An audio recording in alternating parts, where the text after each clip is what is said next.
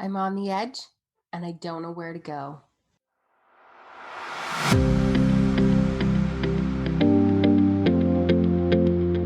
You're listening to Raise the Anchor with your host, Melissa Burbridge, where we take you through life-changing decisions and dig deeper into those decisions to see how they affected the people that made them.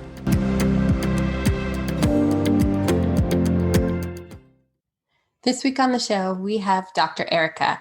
She used to work for large pharmaceutical companies, and then she decided to walk away and do something that ignited a passion within her.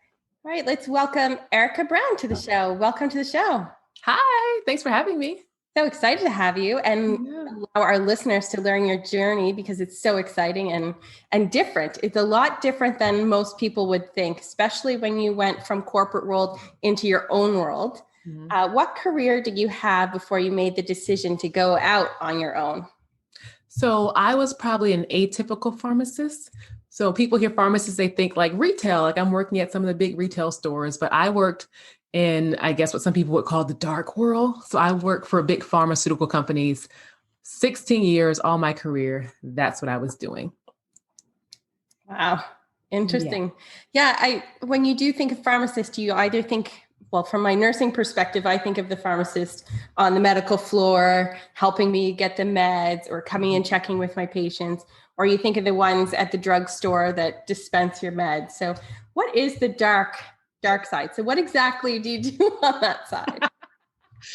So it's funny, like when you work for pharmaceutical companies, there are so many types of people. There are physicians, there are nurses, there are PAs, there's everything. And it's basically you are working for the people that are discovering the therapies, discovering all the new innovations, and then being able to market it, sell it. And for me, my role was called a medical science liaison. And I actually was responsible for, I guess, developing and maintaining relationships with physicians.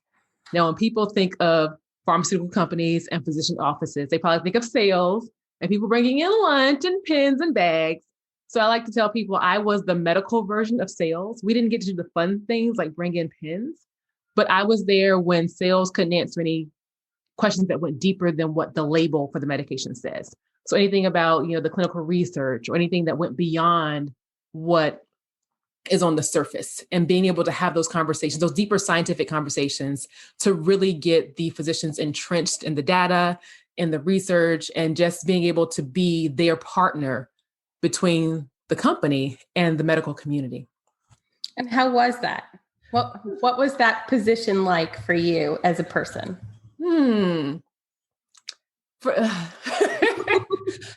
Melissa, for me, okay, so it was in phases, right? You graduate from school, you have a job and it's paying well, and you have this job where you're traveling. So it's exciting. You're traveling and you're basically getting paid to be nosy and understand what they think about your medications and just have conversations.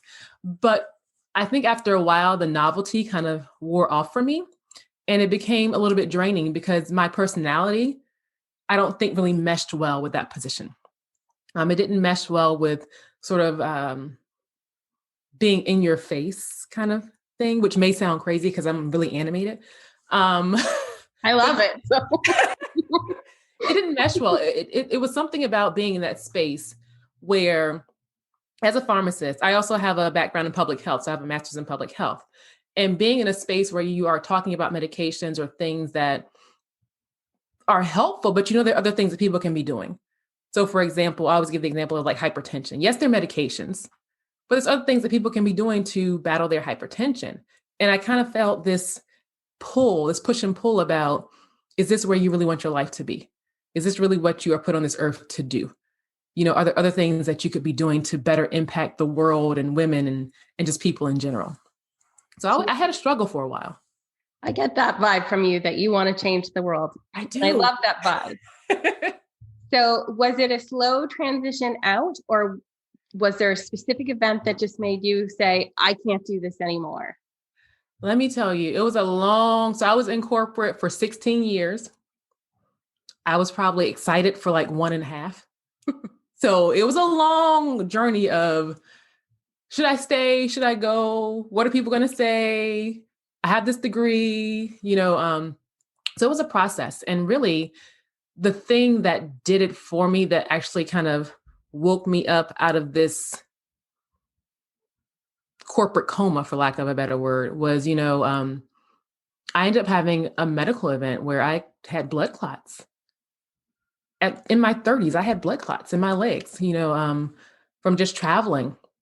And it took me out for a couple of months. I was on medical leave, and you're sitting there and you're like, I have blood clots. I can barely walk. My job is driving me crazy. I was getting in this depressed mode. I was crying all the time. And at that point, I was like, this has got to change. You've got to do something else. Like, you don't know what it is, but you got to figure this out, Erika, because you can't keep living like this. So that was like the little baby rock that shook my little pond. And then later there was a bigger rock because I didn't listen to myself, apparently. And after having the blood clots, I think maybe a year or two later, I was still in corporate and was on a work trip. Again, I was in San Diego, which is a beautiful place. Love San Diego, one of my favorite cities in California. San Diego, I never forget, it was the Marriott Hotel in a balcony room facing the ocean, all the beautiful people playing and laughing. And here I am on my balcony, like ready to climb over it, to literally jump and just end it because I was just tired. And at that moment, that just made the most sense to me. It would be easier to not do this job anymore. So that was like the rock bottom point for me of, okay, no more. You got to figure this out. Yeah. So from what I'm hearing is you let all of those fears of what people might think want to push you over the edge as being easier than actually facing the fears and pushing past everything. Oh, yeah. I spent 9 years in school. I'm like, people are going to say, you are crazy. You are stupid. You are wasting your time, and even the fears internally, like, what would you do? What else could you do? Like the medical science liaison, which is the role that I had, I didn't understand how it could translate anywhere else because it's not another role like that anywhere else. So what would you do, Erika? You're not a stay-at-home, twiddle your thumbs kind of girl. Like that's not you. So it was a lot. It was a lot to it. So after that ledge, and you made that final decision you're going to leave, how did you decide what you were going to do next?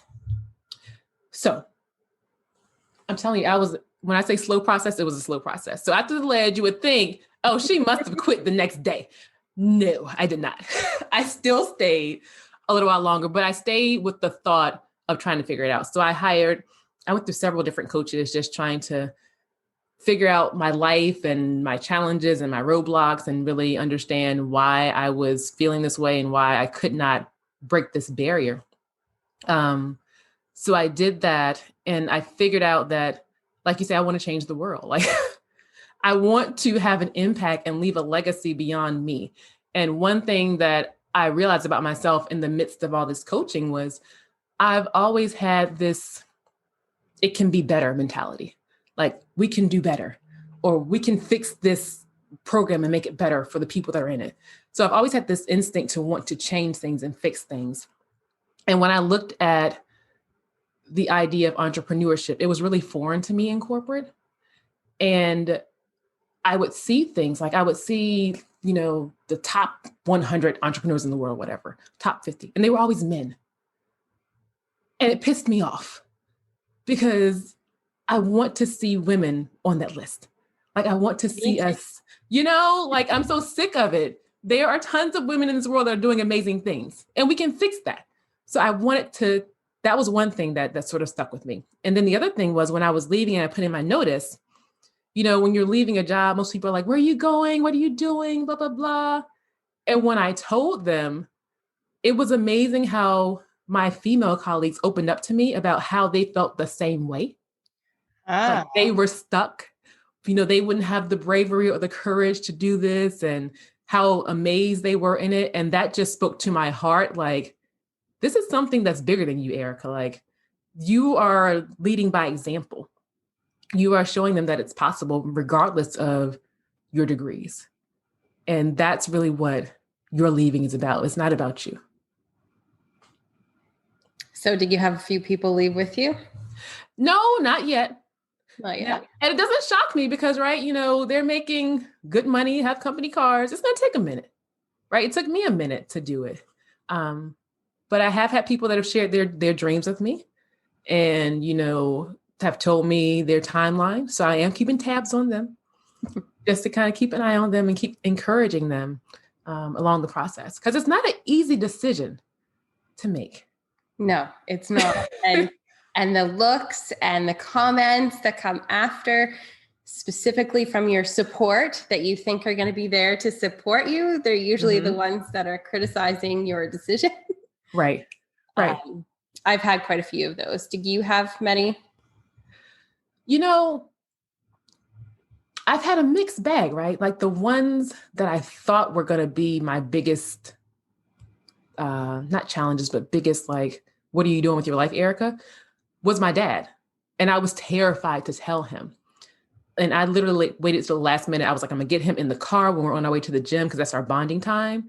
He can't yell because he's going to be going to the gym. Because his thing is you don't leave a job till you have a job.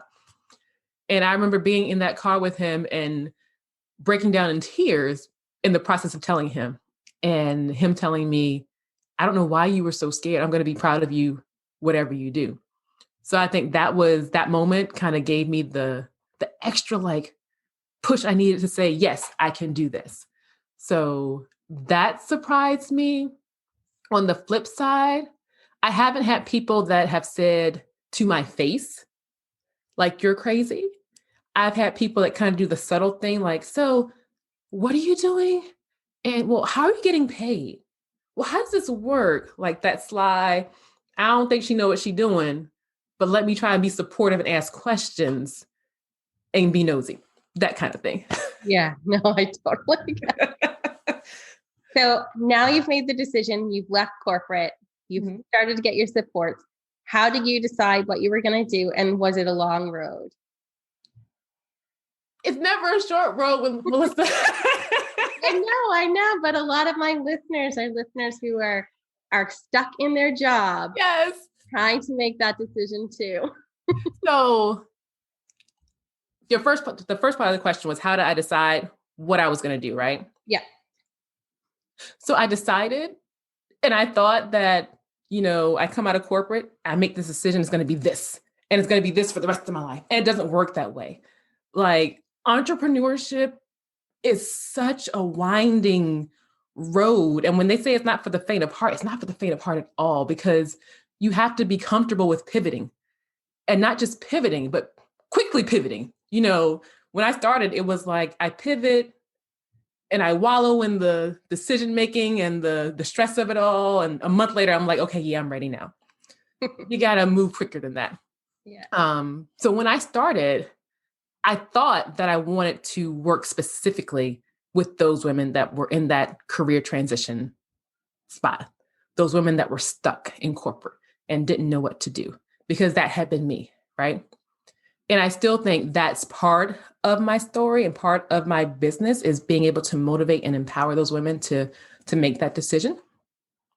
But like with any other entrepreneur, the journey to actually narrowing down who your target is has taken a while. I've probably gone back and forth for the first 5 months trying to figure that out. And it really came down to, it wasn't me sort of saying, this is my niche or this is my population. It came down to people seeing something in me that they didn't have. So it was really something that was always innate in me that my business is focused around now. So when I say I like to fix things, I'm a type A perfectionist, like organization geek, planning geek. Everything has to be laid out. So in the matter of those first 5 months, people saw, me having a podcast. People saw me having international guests. People saw me having a book, all these different things, clients in the first 5 months. And they're like, how did you do that with no team and like not lose your mind? And it's all because the way my mind works, it's kind of opposite of what most entrepreneurs are. They're very visionary. and they kind of stay in that visionary space of, I have all these great ideas. I don't know how I'm going to do them, but I have these ideas, and I'm able to help sort of take those big picture things into smaller bite-sized pieces that can be executable. And so that's where my business is now. It's changed from just focusing on career women to focusing on entrepreneurs who are trying to make those visions reality. Yeah. So it's been a long road. And would you say you work 9 to 5, Monday to Friday? Do I work 9 to 5, Monday through Friday? Yeah. You know, in the beginning, I was a horrible CEO and I didn't.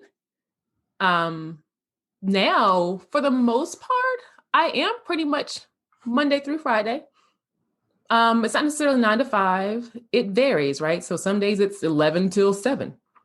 Yeah. And I'll just start late. But I try not to work on Sundays. That is my thing. Like, that's my family time. Saturdays are usually, if I'm working, it's something, either I'm recording podcasts or it's something fun, like organizing my ClickUp, which I'm laughing because people are probably like, that does not sound like fun. Hey, I organize my computer on Saturday, so I hear you. It's so therapeutic to me. So that's what I try to save my Saturdays for. Yeah, I only say that because it's a common misconception that when you go out on your own, you can work whatever hours you want and you're not going to have to put in that extra work. So I just like to make people realize there is going to be extra work and it's not going to be a set time of hours. You can get to that set time of hours, but there's going to be a ton of work before that. Yeah, it is. It is. And I think, but even in that, the ton of hours, don't forget to include yourself in those hours. And I think that's where a lot of people go wrong, is they hit this, I'm an entrepreneur, I have to put in 80 hours a week, but save some time for you, save some time for just quiet, save some white space on your calendar, save some time for your family. Yeah. You know, put all those things into your calendar as well. Exactly. Because if you don't, then it'll just go out the door. I am the worst for having to schedule my family in. Yeah. Or else I forget. Yeah. Yep. If you don't assign your time, somebody's going to assign it for you. So now, what is your biggest fear now as you're in your business? So before it was leaving corporate. Mm-hmm. Now that you're your own boss, what is your biggest fear? My biggest fear now. I don't want to say it because it's going to sound bad. My biggest fear, and my biggest fear is that it's going to fail, right? Like that's always the fear, like, oh my gosh, I've done this. I left my job. What if it doesn't work? And I say that in jest because that's all a part of the process, right? That's one thing that I've learned in this journey, is that I have to essentially fail at something to learn it and grow from it. You know, if I don't try it, then you're never going to learn it. Yeah. So and it's a fear. Right, exactly. It's a fear, but it's a necessary fuel as well to move forward.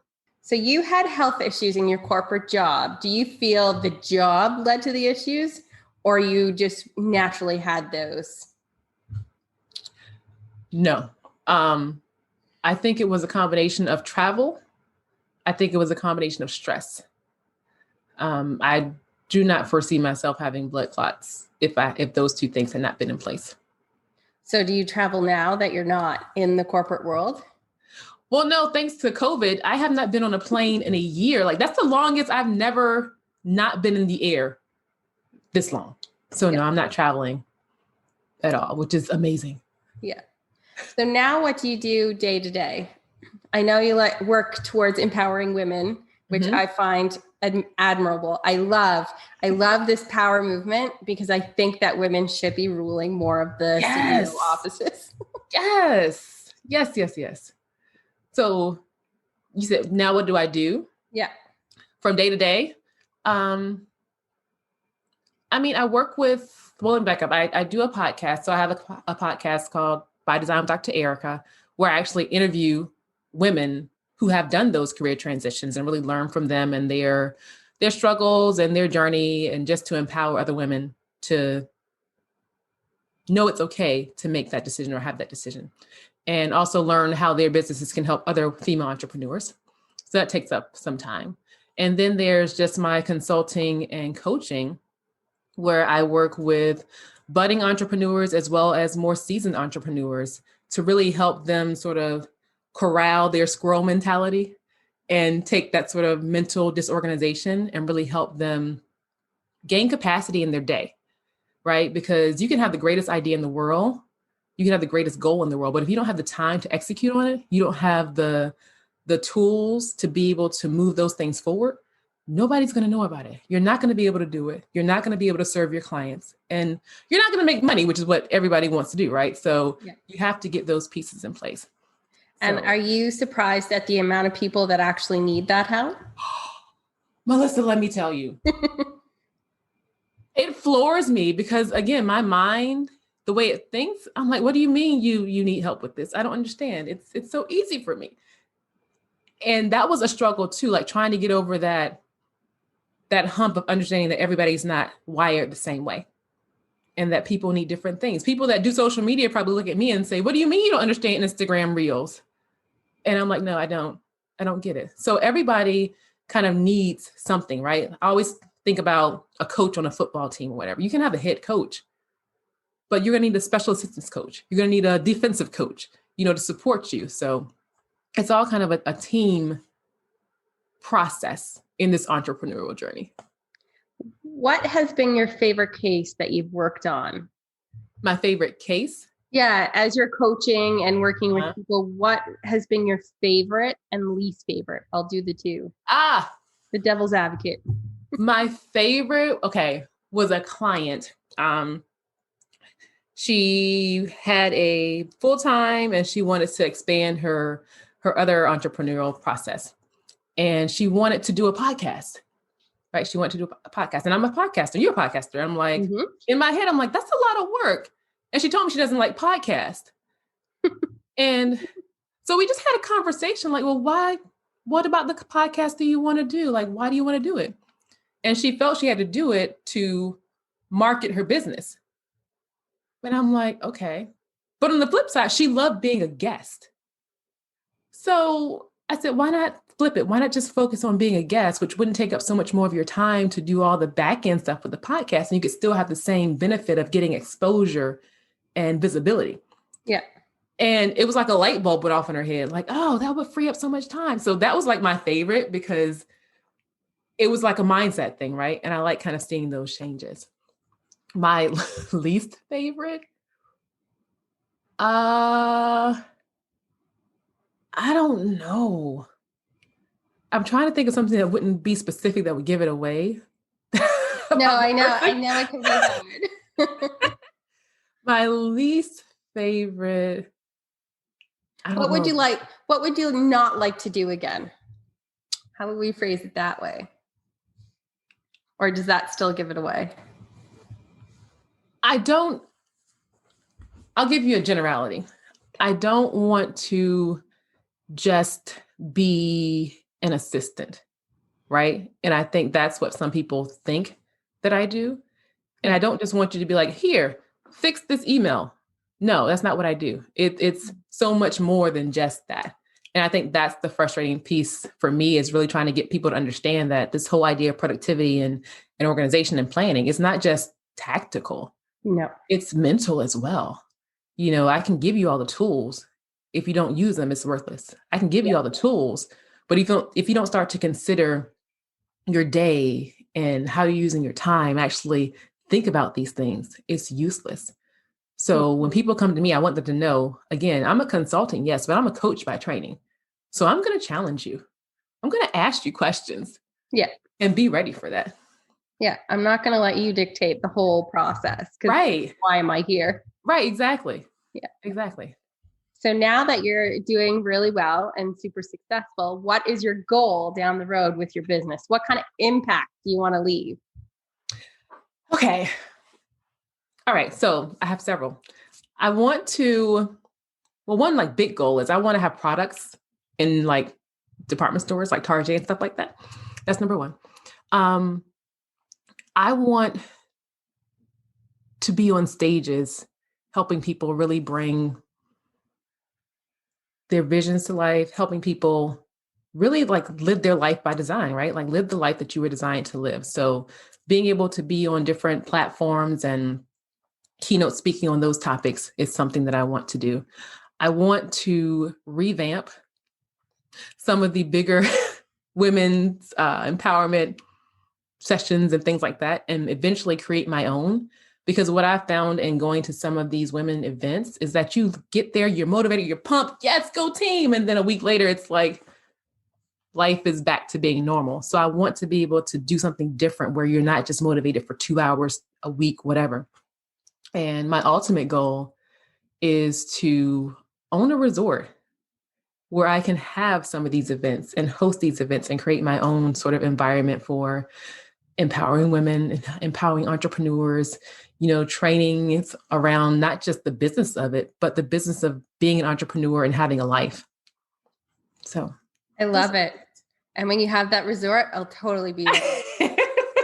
And I totally agree. I love all the women empowerment events, but I wish there was that momentum past it, or there was that check-in past it. A lot of my clients hate that I'm not just a one-time coach. I don't coach and give you the tools and then let you go. You become one of my babies, and I'm going to follow you. I'm going to comment. I'm going to ask you questions even far after you've paid me for my service. It's just because I want to know that what I've taught you has actually motivated you to move forward. Yep, exactly. Yeah. So I love it. I love it. And I can totally see you on stage, and I can totally see you on stage with Camilla at a big speech doing that. I think that would be beautiful. And I would have ugly tears down my face. Oh.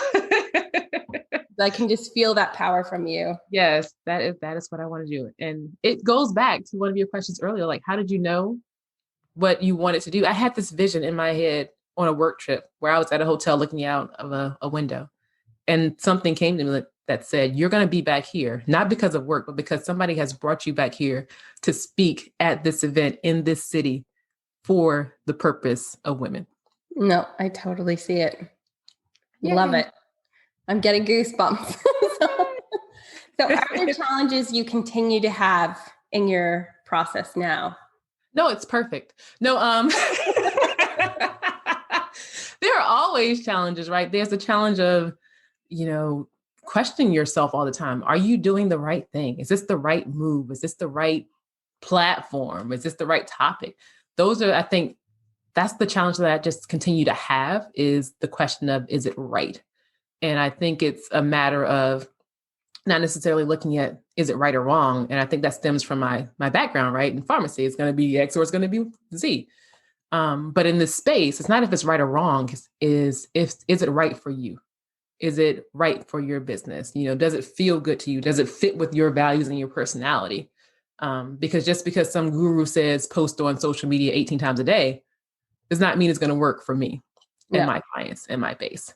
So that's the biggest challenge now. Yeah. So who inspires you every day to get up and do what you do?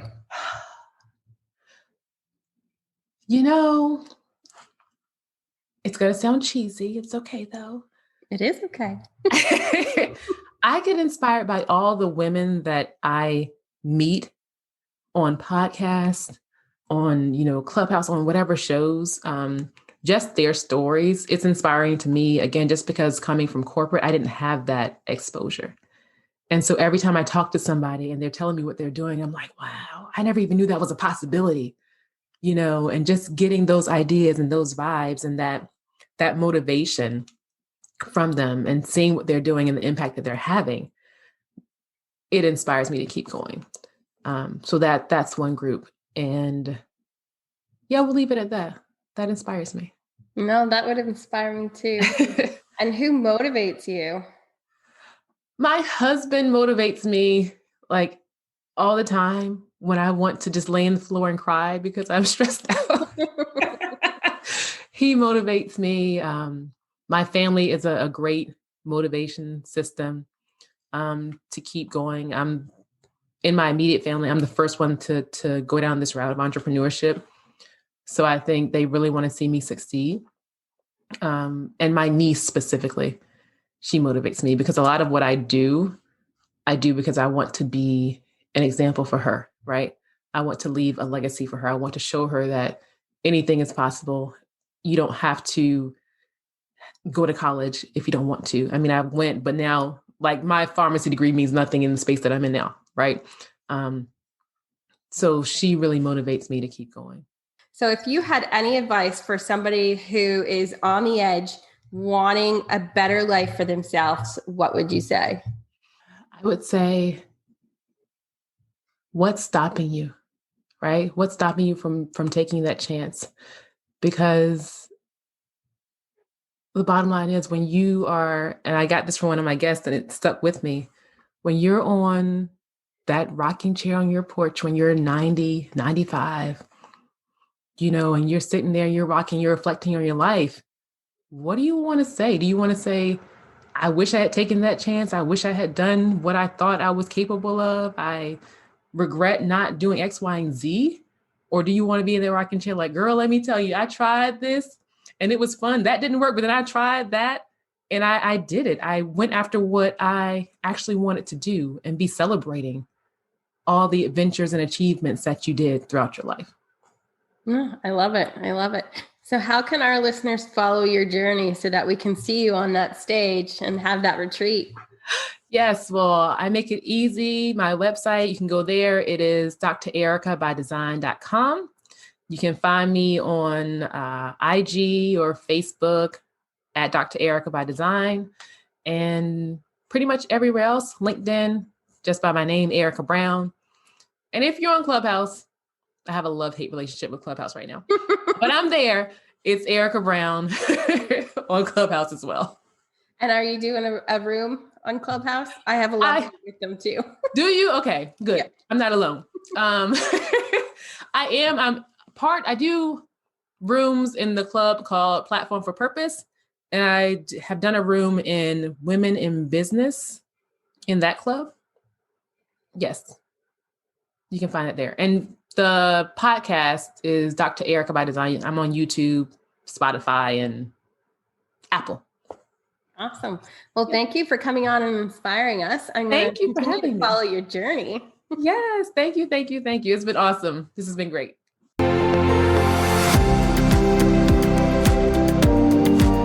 Thank you for listening to Raise the Anchor, brought to you by Alize Creative Solutions. We hope you found that story very inspiring. We look forward to bringing you more week. Subscribe to the podcast to stay in the loop. Don't forget to leave a 5-star review to spread the love even further. We hope you have smooth sailing.